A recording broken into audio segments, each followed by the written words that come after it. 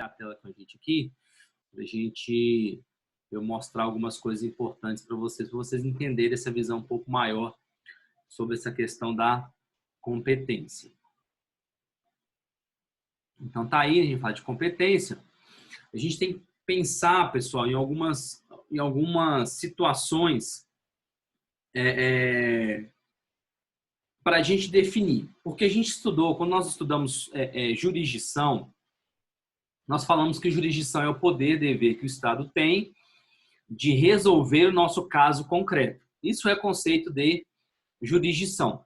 É o poder, dever que o Estado tem de resolver o nosso caso concreto, de resolver o nosso direito no nosso caso concreto. Perfeito. Como que a gente vai fazer isso? Então, primeira análise, uma análise mais superficial, a gente pode entender que o Estado pode exercer a jurisdição de qualquer jeito, em qualquer lugar. Mas não é assim que funciona, porque existem algumas regras que vão limitar essa competência. Existem algumas regras que vão limitar até onde esse juiz vai poder atuar, quais os limites que ele vai ter no âmbito de sua atuação. Aí que vai entrar a competência.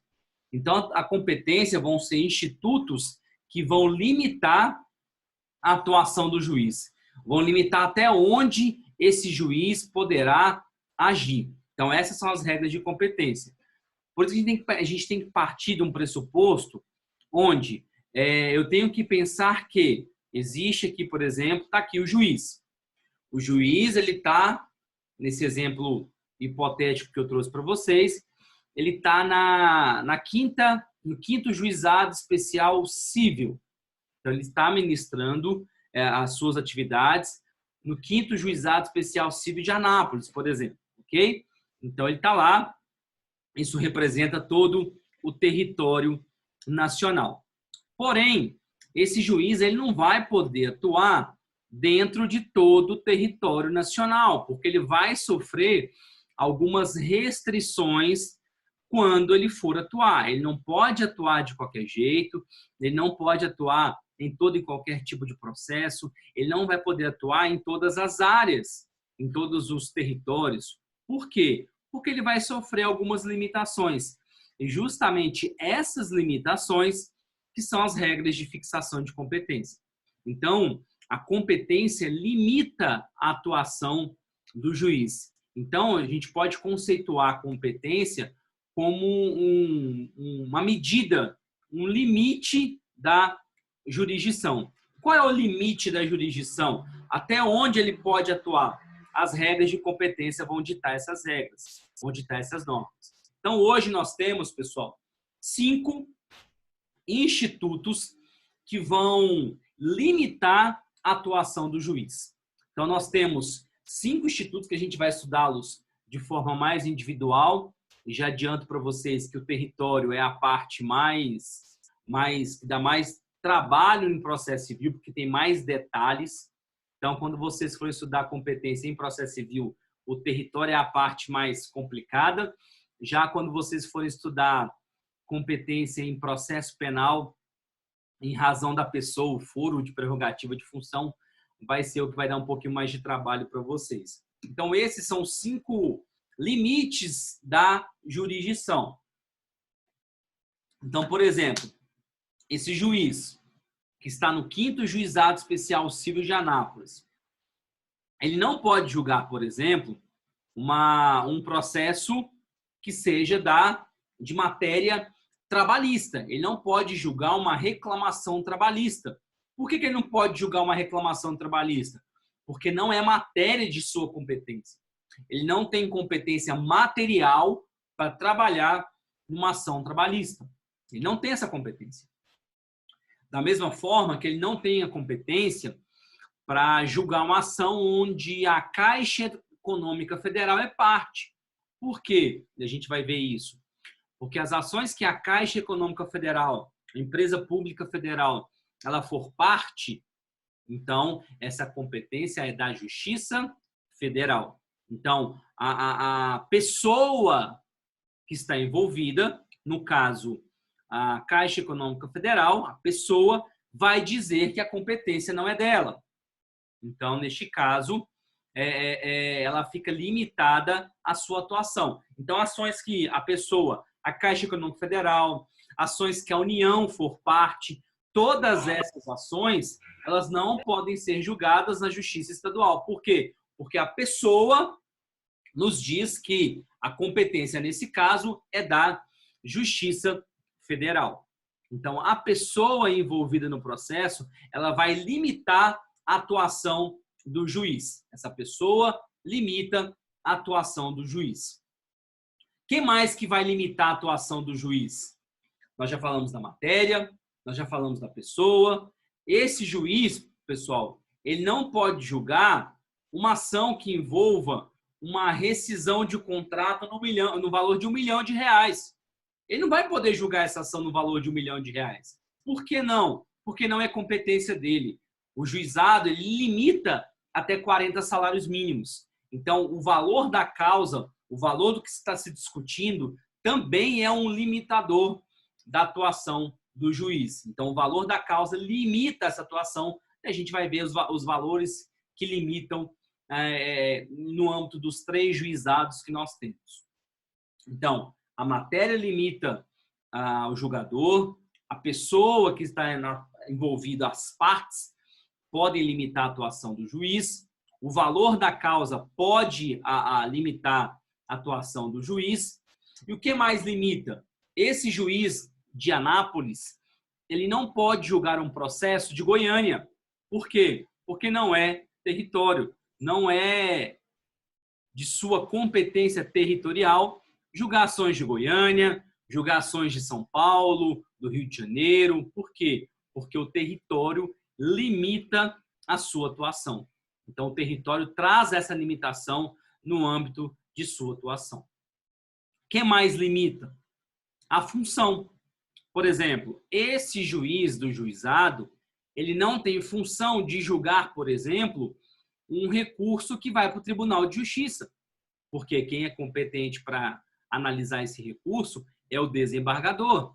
Esse juiz, ele não tem competência para analisar, por exemplo, um recurso especial que é direcionado ao STJ, ao Superior Tribunal de Justiça. Por que não? Porque o STJ, os desembargadores, os ministros do STJ, são os competentes para analisar esse recurso especial. Da mesma forma, esse juiz não tem competência para analisar um recurso extraordinário endereçado ao Supremo Tribunal Federal. Por quê? Porque quem julga recurso do Supremo Tribunal Federal são os ministros do STF. Então, percebam que esse juiz, ele tem jurisdição. Ele tem jurisdição. Ele tem a possibilidade de exercer atividade jurisdicional. Ele tem essa competência de exercer atividade jurisdicional. Está no artigo 15 do CPC. Desculpa, gente. Está no artigo 15 do CPC. A jurisdição será exercida em todo o território nacional, observando as disposições deste código. Ou seja, a jurisdição vai ser exercida em todo o território nacional. Perfeito. Só que nós temos que observar as regras que vão limitar essa atuação dele. E quais são essas regras? Justamente são as regras de fixação de competência.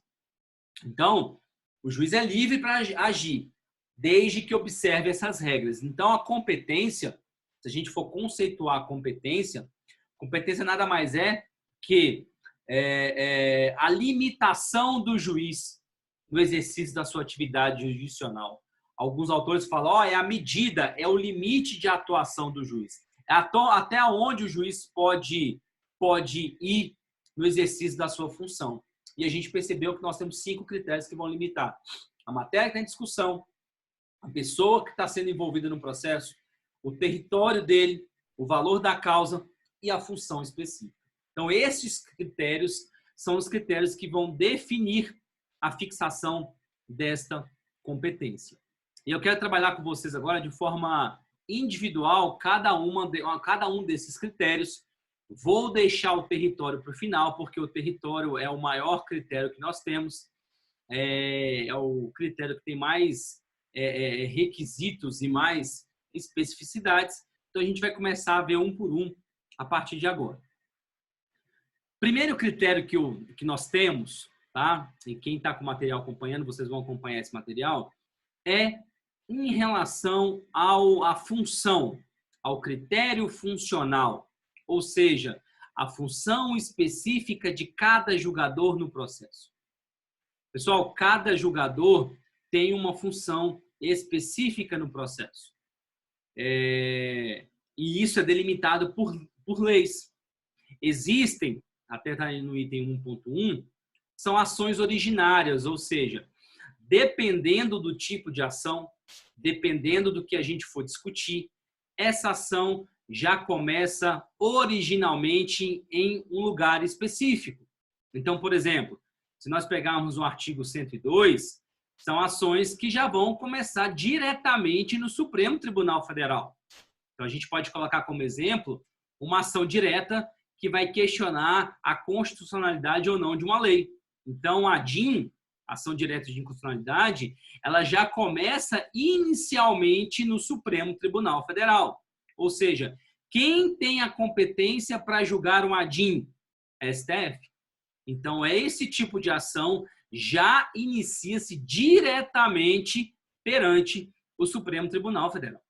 Então, dentro do critério funcional, ou seja, a função específica de cada julgador, a primeira questão que nós temos é: existem ações que já começam diretamente nos tribunais superiores.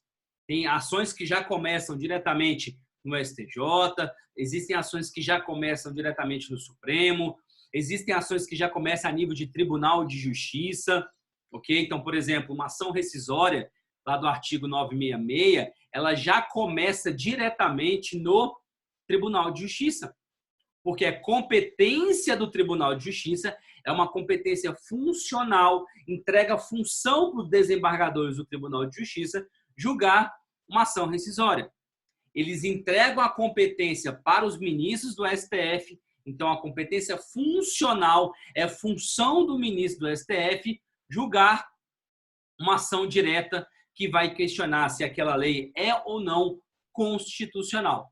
Então, uma DIN, ação direta de inconstitucionalidade, uma reclamação é feita direto no Supremo, uma DPF é feita diretamente no Supremo. Então, dentro da questão funcional, o primeiro aspecto importante que nós temos que analisar é: existem ações que já começam diretamente nos tribunais superiores. Nós temos algumas ações que já vão começar diretamente no STF, já vai começar diretamente no STJ. Ok? Então, dentro do critério funcional, a primeira questão que nós vamos analisar é as ações originárias dos tribunais de justiça. Junto com a questão das ações originárias, nós temos também a competência recursal, ou seja, a questão da competência em grau de recurso. Por quê, pessoal? É muito importante entendermos que a lei vai definir quem julga recurso, quem vai julgar um recurso específico, quem vai ser o responsável para julgar um recurso específico. Então, por exemplo, aqui na apelação e no agravo de instrumento, quem é competente para julgar uma apelação? Quem é competente para julgar um agravo de instrumento? São os desembargadores do Tribunal de Justiça. Então, é função dos desembargadores do Tribunal de Justiça julgar um recurso de apelação, julgar um recurso de agravo. É função deles, pessoal. Percebam que quando a gente fala de critério funcional, eu estou falando da função específica de cada julgador. Eu estou falando da função específica de cada um que vai julgar o processo. Então, quem tem função de julgar apelação e agravo? Desembargadores do Tribunal de Justiça. Quem tem a função de julgar um recurso especial? Os ministros do STJ. Eles que são competentes para julgar um recurso especial. A competência é deles. O ministro do STJ tem competência para julgar esse recurso. Da mesma forma, quem tem competência para julgar recurso extraordinário? Ministro do STF, Supremo Tribunal Federal. Então, todo recurso extraordinário é de competência do STF julgar. Quem tem essa competência é o STF, ok? Nem outro órgão julgador pode julgar um recurso extraordinário. O STJ não pode julgar, o tribunal não pode julgar, os juízes não podem julgar. Quem julga recurso extraordinário é, obrigatoriamente, ministro do STF. Outro exemplo que eu coloquei para vocês. Quem julga recurso inominado? Recurso inominado, pessoal, é o recurso proferido contra decisões do juizado especial civil, só para vocês entenderem o que é um recurso inominado. Então, os processos que tramitam perante o juizado, o juiz dá uma decisão, cabe recurso inominado. E quem julga recurso inominado?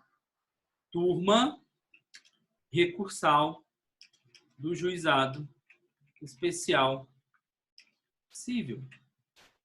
Então, a turma recursal do juizado especial civil é competente para julgar recurso nominado.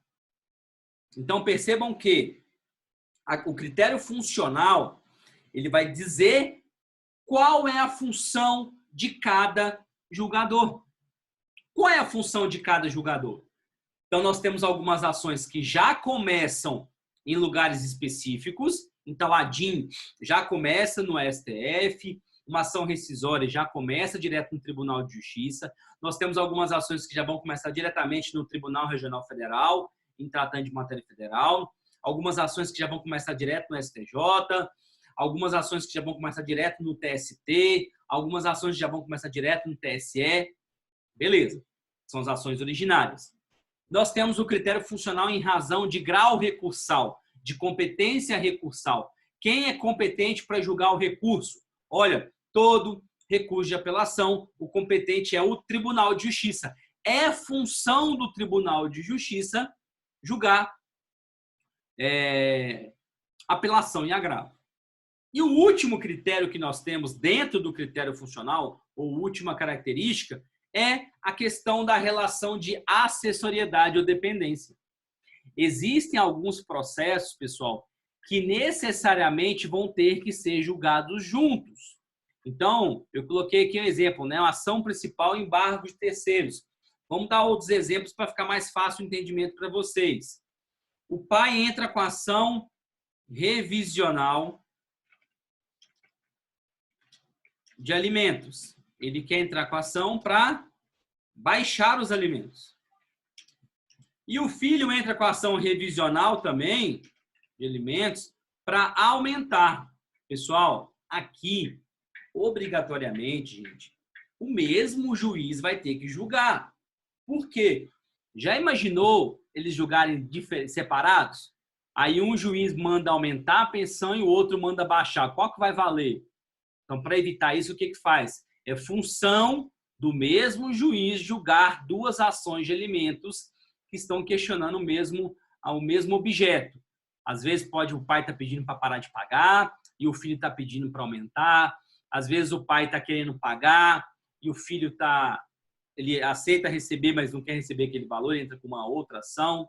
Ok? Então, existem ações que têm essa relação de dependência. Uma tem relação com a outra. Por exemplo, eu não paguei o financiamento do meu carro. Eu não paguei o financiamento do meu carro. Estou devendo o financiamento do meu carro. O que pode acontecer? O banco entra com busca e apreensão. O banco entrou. E eu entendi que os juros que está sendo aplicado naquele meu financiamento, os juros estão um juros abusivo. Então, eu entro com a ação revisional de cláusula bancária. Então, eu entro com a ação para revisionar, para abaixar os juros. Então, gente, obrigatoriamente. Então, aqui, quem comprou o carro, né? Quem comprou? O comprador. Então, pessoal, essa ação que o banco entra com a busca e apreensão para apreender o veículo, para apreender o carro, e a ação que eu entro para fazer uma análise, uma revisão das minhas cláusulas do contrato, gente, esses dois processos vão ter que andar juntos. Então, é função do juiz julgar esses dois processos que têm relação conexa. A gente vai falar um pouquinho mais de como que junta esses processos quando a gente for trabalhar com a parte de território. Ok?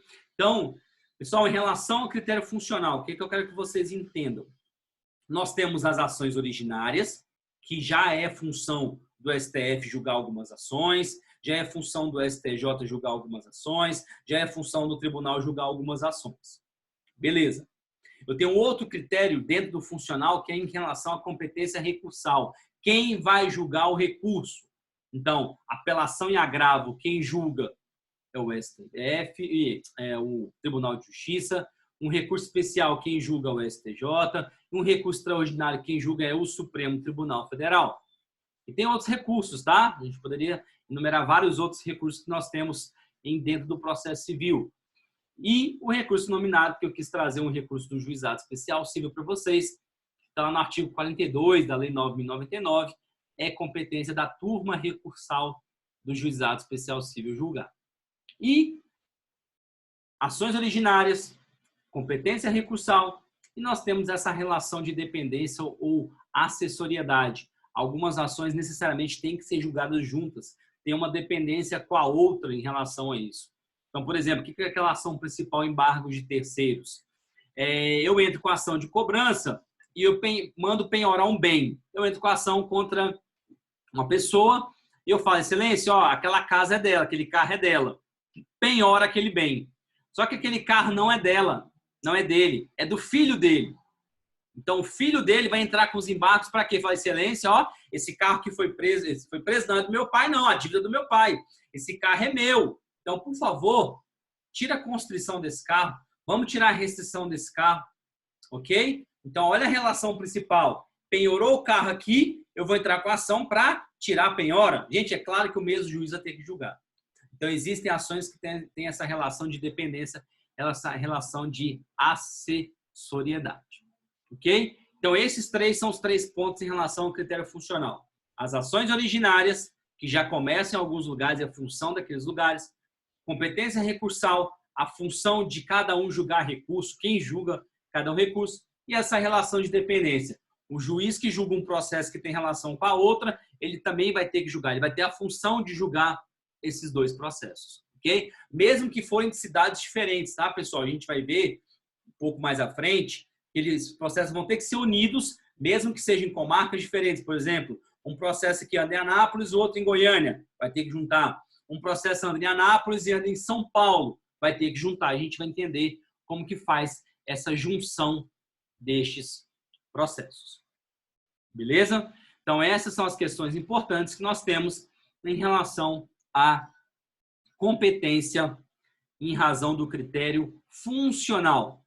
Ações originárias, competência recursal e essa relação de dependência. Continuando. Próximo critério que nós temos, pessoal, é em razão da pessoa. Gente, quando eu falo de pessoa, para ficar mais fácil para vocês entenderem, a parte do processo vai definir onde será julgado. Então, dependendo de quem seja a parte, ela vai definir aonde vai ser julgado aquele processo. Então, exemplo mais clássico que a gente tem, se eu vou entrar com a ação, por exemplo, contra a Caixa Econômica Federal, obrigatoriamente essa minha ação, gente, tem que ser na Justiça Federal, porque a parte Caixa Econômica vai me dizer isso. Ok? Então, vamos entender algumas questões que são importantes. Primeiro, existe foro privilegiado no processo civil? Ou seja, dependendo do cargo que eu vou exercer, isso vai direcionar aonde o processo vai ser julgado? Gente, isso dentro de processo penal é muito mais claro, ok? Então, por exemplo, se um presidente da República está respondendo por um crime comum, o Supremo que vai julgar. Se um presidente da República está respondendo por um crime em razão da sua função, é o Congresso que vai julgar. Então, criminal, vocês vão ver que isso é muito mais comum. Quando é um juiz, quando é um desembargador, um prefeito, um delegado, um ministro supremo, um senador, isso tudo vai definir aonde vai ser julgado, deputado estadual e assim sucessivamente. Tem várias regras. No processo civil, gente, e é o mais comum, tá? Se for privilegiado no processo penal, é muito comum. No processo civil, isso é muito raro de acontecer. Nós teremos foros privilegiados em caráter excepcionalíssimo. É muito raro. Algumas situações específicas, algumas ações, por conta de alguém que está sendo envolvido, vai trazer essa competência. E eu trouxe 3 exemplos para vocês, tá? Então, se eu vou entrar com mandado de segurança, eu tenho um direito líquido e certo, e esse direito foi ferido por um ato cometido pelo presidente da República, vai ser o Supremo que vai dizer. Então, se eu vou entrar com a habeas data, que a gente já estudou a habeas data, contra um ato do ministro do Estado, que ele não está me deixando ter acesso às minhas informações, é o STJ que é competente. Se eu vou impetrar o mandado de segurança contra um ato de um juiz federal, é o TRF que é competente. Então, pessoal, foro privilegiado no processo civil somente em caráter excepcional. É muito raro isso acontecer. Vocês vão estudar lá em processo penal, que lá dentro do processo penal, esta prática é extremamente usual. Isso é usual fazermos isso. No processo civil, não. Tá? Só alguns casos que, dependendo, sempre é mandado de segurança, um habeas data, um mandado de injunção, são algumas ações constitucionais que, dependendo que quem gerou o ato, que vai definir a competência. Mas isso é muito raro, tá? Regra geral, isso não se aplica. Então, dentro da razão da pessoa, nós temos a questão dos foros privilegiados, que acabei de falar para vocês que é extremamente raro isso de acontecer, isso quase não acontece. Só que, já no âmbito da Justiça Federal, pessoal, isso é muito comum. Por quê? Tem um artigo muito importante que fala de competência da Justiça Federal, que a gente vai até estudar alguns casos que estão lá no artigo 109 da Constituição Federal. O que esse artigo vai dizer, pessoal? Ações que têm parte União, autarquias federais, fundações públicas, empresas públicas federais, são tudo de competência da Justiça Federal. Rafael, eu não consigo vislumbrar isso mais na prática. Então, eu vou trazer alguns exemplos para vocês, pessoal, para ficar um pouco mais fácil isso de vocês entenderem o que são isso. Eu vou colocar aqui, eu vou anotar alguns exemplos de autarquias, tá? Vou colocar alguns exemplos de autarquias. Nós temos o INSS, o Bacen, que é o Banco Central, tem o INEP, que é o Instituto Nacional de Estudos e Pesquisa, tem o IBAMA. O IBAMA também é um exemplo de autarquia. Os conselhos de classe, tá, pessoal? CRM, CRO, esquece o AB um pouquinho, tá? CREA, todos esses conselhos de classe também são autarquias. As universidades federais, o FG, o FMG, tudo isso são autarquias. O DENIT é uma autarquia.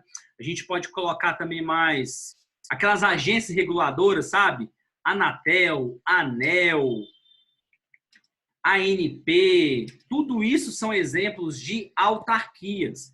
Anvisa, ANS, ANA, ANP, Ancine, que é do cinema, todas aquelas agências reguladoras são autarquias. Os institutos federais, IFG, são autarquias. Então, se você vai entrar com ação contra o INSS, Banco Central, INEP, IBAMA, CRM, CRO, COREM, CFQ, Conselho Federal de Química, tudo isso Justiça Federal. Se você vai entrar contra as universidades federais, o FG, o FMG, o FRJ, Justiça Federal.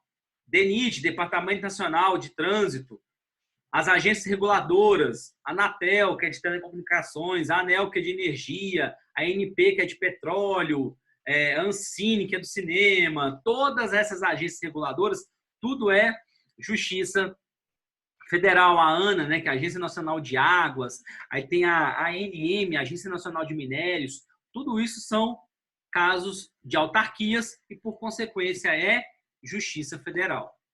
Beleza. O que são empresas públicas? Já que a gente está falando, vamos dar exemplos, né? Empresas públicas. Então, aqui a gente pode colocar as principais: Caixa Econômica Federal, Correios, que eles querem até privatizar, o BNDES, Banco Nacional de Desenvolvimento, Valec, a EBC, a Empresa Brasileira de Comunicações, são tudo empresas públicas. Então, isso são exemplos de empresas públicas. Fundações públicas. Opa. A gente pode colocar FUNAI, Fiocruz, são tudo exemplos de fundações públicas.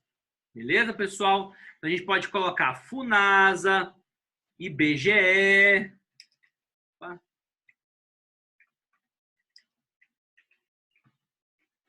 São exemplos de fundações públicas. Só para vocês entenderem quais são essas fundações públicas, né? E percebam que, então, todas essas ações que nós entrarmos contra as autarquias, fundações públicas, empresas públicas, obrigatoriamente, pessoal, tem que ser na Justiça Federal, ok? Não me interessa qual que é o assunto, não me interessa qual é a natureza da ação, não me interessa o que aconteceu. Se você ingressa com a ação contra Caixa Econômica Federal, União, coloquei lá, né? Caixa Econômica Federal, empresa pública. A União, qualquer autarquia, são esses exemplos que nós acabamos de falar, qualquer fundação pública, tem mais exemplos, tá? Comissão de Valores Imobiliários, o CNPq também, que fala sobre empresas de pesquisa, de cadastro, de produção científica, todas essas ações obrigatoriamente vão ter que tramitar perante a Justiça Federal. Por quê? Porque a pessoa que faz parte do processo, ela vai dizer essa ocorrência. Então, obrigatoriamente, nesses casos, tem que acontecer isso. Tem que acontecer isso. Ok? Então, se você vai entrar com a ação contra uma autarquia, a União, empresa pública ou fundação pública, Justiça Federal. Mas o que mais é Justiça Federal, pessoal? Tá aqui, eu coloquei para vocês, ó. Alguma causa entre Estado estrangeiro ou organismo internacional.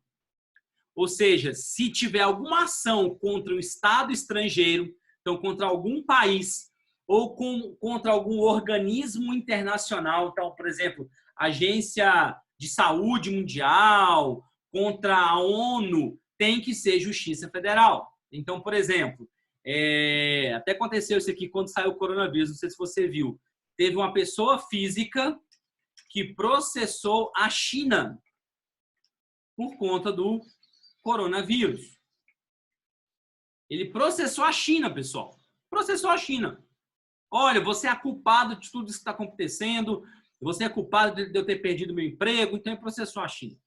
Tá? Então, isso aqui vai para Justiça Federal.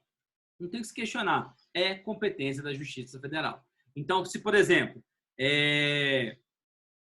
o Brasil compra vacina da Rússia e dá algum problema, é Justiça Federal. Ok? Se for entrar com a ação, é Justiça Federal.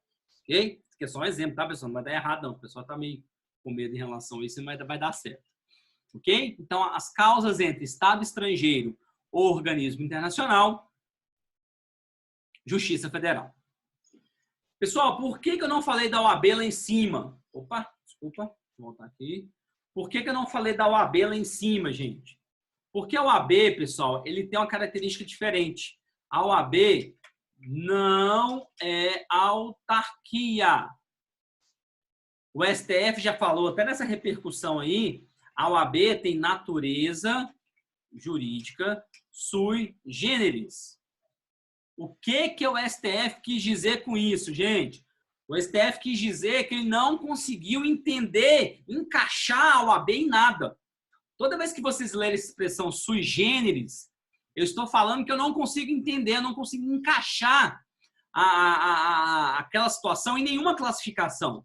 Porque nós temos autarquias, empresas públicas, fundações, sociedade e economia mista, as empresas do sistema S, né? Senai, Senac.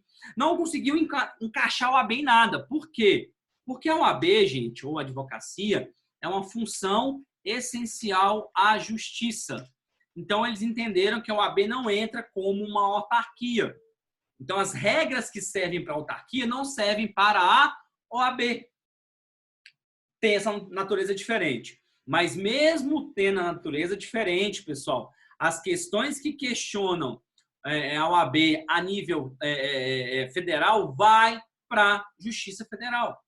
Então, as ações que eu vou questionar em face da OAB vai para a Justiça Federal. De novo, por que eu não coloquei a OAB lá em cima quando nós falamos dos conselhos de classe?